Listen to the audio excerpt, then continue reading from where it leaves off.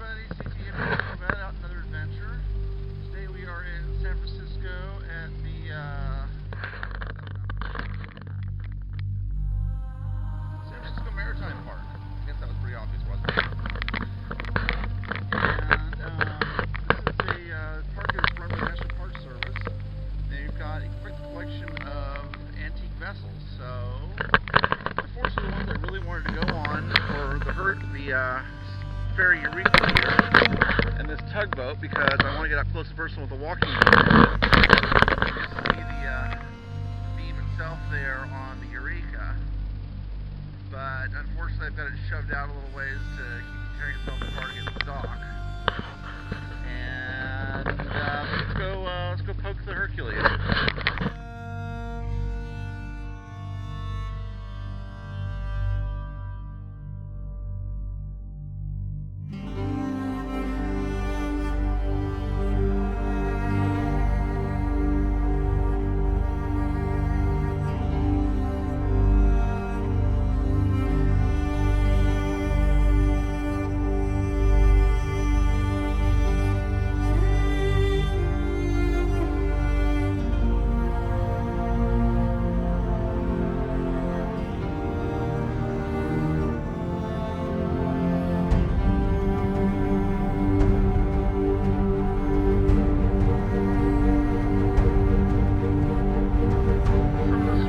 Down there are also part of their collection, but unfortunately most things that park seems to be closed off right now.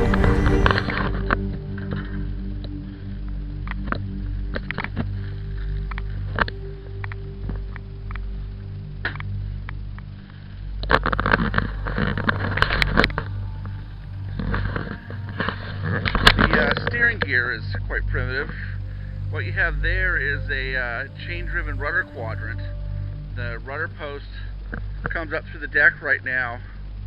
These chains run through to steel rods up to the pilot house, and so turning the wheel pulls the rods back and forth, which turns the chains and rotates the rudder quadrant.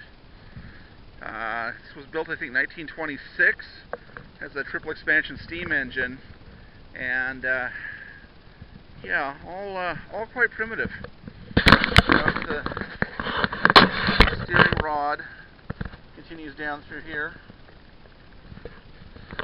This is one of the towing winches, again steam powered. It's a good 18-inch step up to get into the space.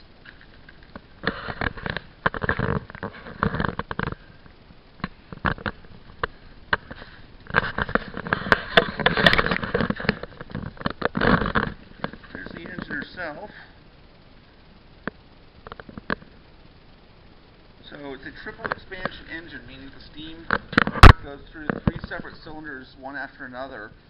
The first one, the smallest up there, will be the high pressure cylinder, and then the steam coming out of that is exhausted into the medium pressure cylinder, and then finally the low pressure cylinder before it goes up the stack to help create draft in the firebox.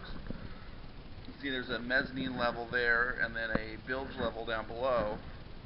These 3 cylinders would drive a crankshaft down below that drives the propeller shaft. The wood paneling in here is very for her era. Looking back at the deck winch here, got a brake on it. Another cylinder here. So this cylinder would go in and out, drive this shaft through here, and then on the other side would turn the winch. They'd be offset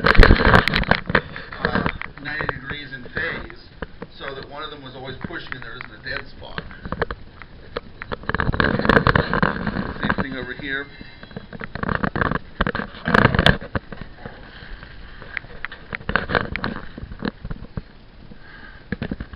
Corvette must have pushed a button.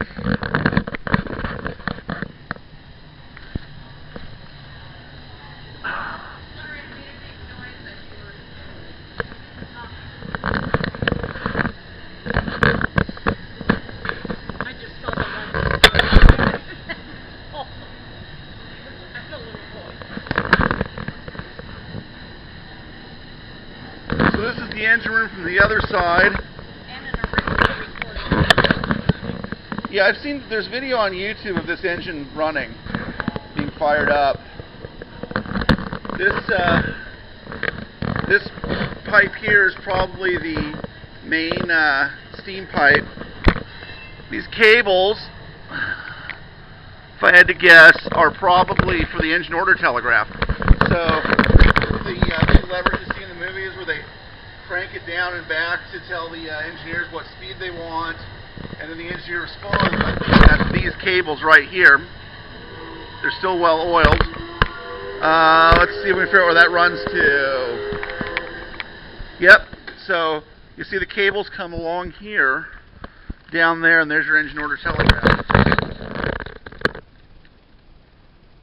So that would be how the officer of the watch on the bridge would tell the engineer what speed to make. And then the engineer would answer it. So when they change a setting on the bridge, one of the hands on there rotates, and then the engineer brings his back to match it, acknowledging the engine order. Then they would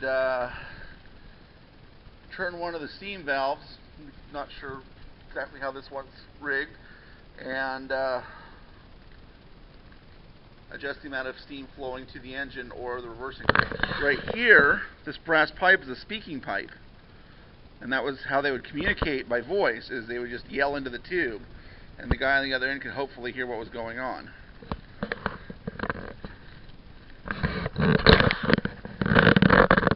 Chief engineer's cabin.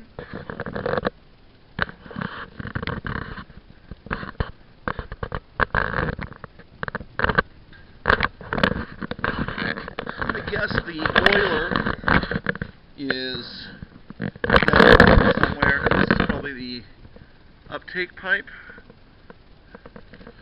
Lock and tackle that runs on a beam for doing maintenance on the engine. First assistant engineer's cabin.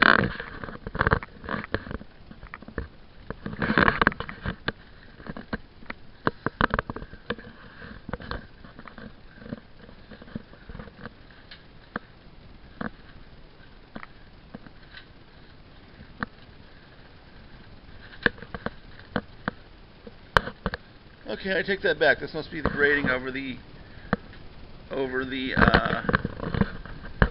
boiler room. There's the uptake for the stack.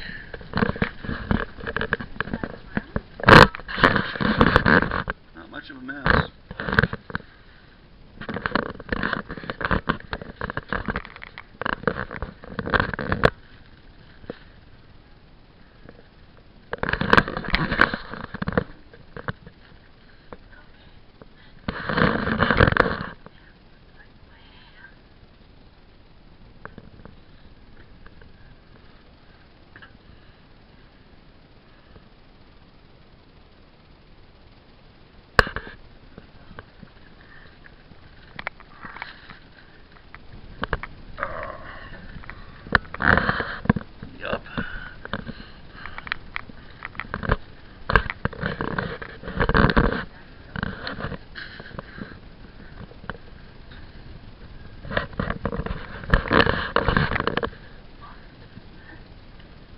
Why on a ship this size they thought they needed an officers and crew mess, I don't understand, but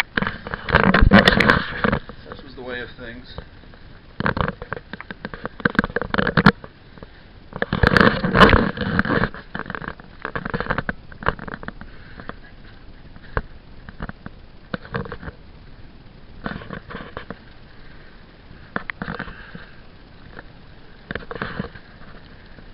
Forward capstan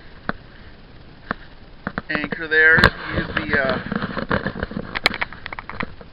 this crane to lift the anchor, swing it out over the side, and then this windlass would pay out the chain.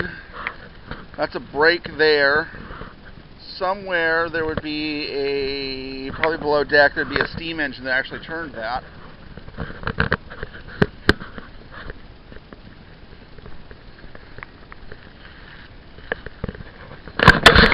Plate port in the deck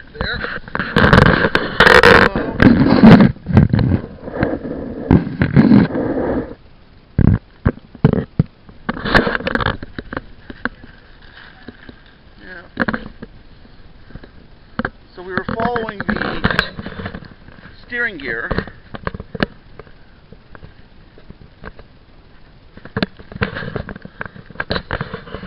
And it comes in along here, then makes a corner and goes up, and then into the pilot house there.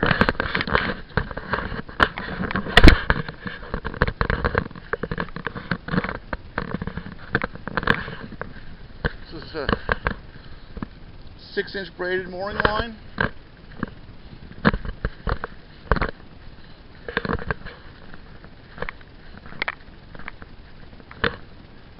Emergency fuel pump shut off, main engine stop, so in case of a fire in the engine room they can shut the fuel down here.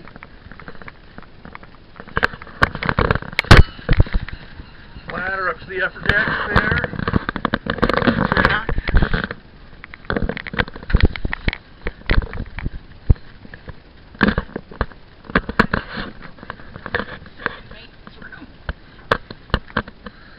Yep.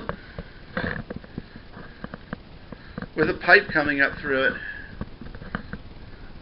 There's the reading for the engine order telegraph.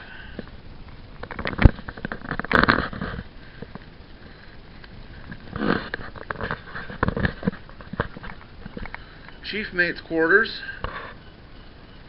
I mean, the fact that they have a private room, I've worked on small cruise ships, 192 footers that didn't, where the officers didn't have their own rooms, so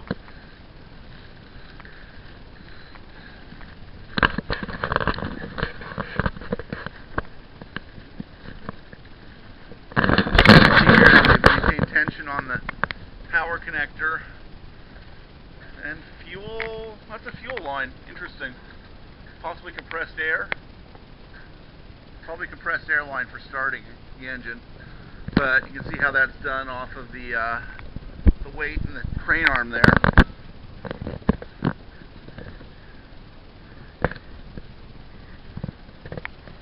So here's where the cable would have come out from that winch room after towing light there. Come out through this bollard. These would also have winches down below decks. Built 1907. John Dialogue and Sons. Camden, New Jersey. Secondary anchor back here.